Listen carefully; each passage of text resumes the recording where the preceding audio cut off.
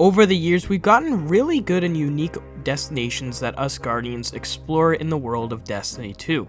For example, in the last 3 years, we've gotten 3 unique places in the world that we could explore, being Europa, the Throne World, and Neomuna. Now, despite some times where I might think some destinations can be blanket times, I do feel that Bungie does always slap at nailing at a destination for an expansion, despite what theme it might be. And that brings us to this video, which is going to talk about leaks on the brand new destination that will be coming in the final shape. Now, if you do enjoy this video, please be sure to subscribe and like, as we were trying to get to 30k and only 5% of you guys subscribe. It would really help me out, and it means a lot.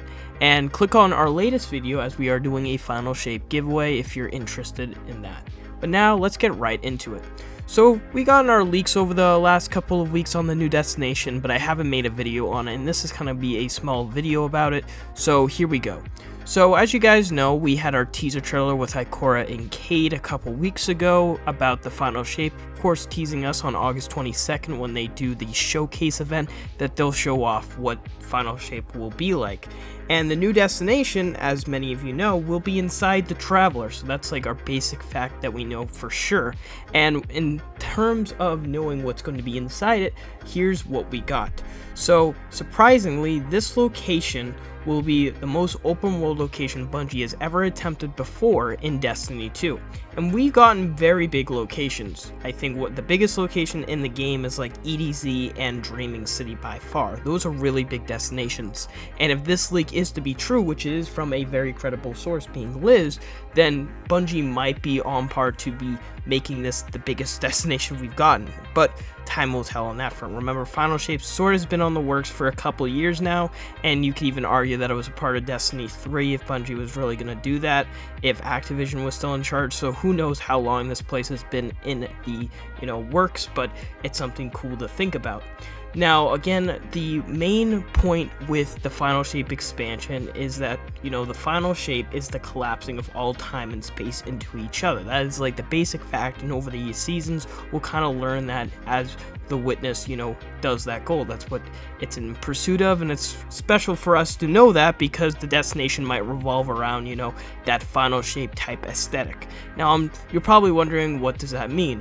Well, of course, when I say collapsing of all time and space, you're probably thinking maybe something from the MCU. If you guys know the MCU, if you're watching a lot of those movies right now, it's about the multiverse. It's about time collapsing into each other, worlds being, inside each other, in and out. That's basically what this destination is going to be like in a nutshell. There's apparently already told that there will be a Dreadnought space in this location. There's already told that there will be huge Vex structures in this destination. There's talks about even a huge big tower in the middle of it. If you guys know, I made a speculating video on that, but yeah, basically there's going to be a lot of stuff going around, and it's going to be a evolving world. And I know that's kind of like weird to say because, again, people have said it over the past, but I actually mean this place is going to evolve over time. Apparently there's an epilogue mission that's going to be later on after the raid, and that over time apparently things are frozen in time, and as the weeks progress, this stuff will unfreeze and it will give us more answers and to the concluding story of us killing the Witness and becoming the said Final Shape, us, the Guardians. So be aware of that. Apparently we can recover memories of frozen Guardians from a valley called the Time Valley, and apparently this Time Valley will be called the Entropy.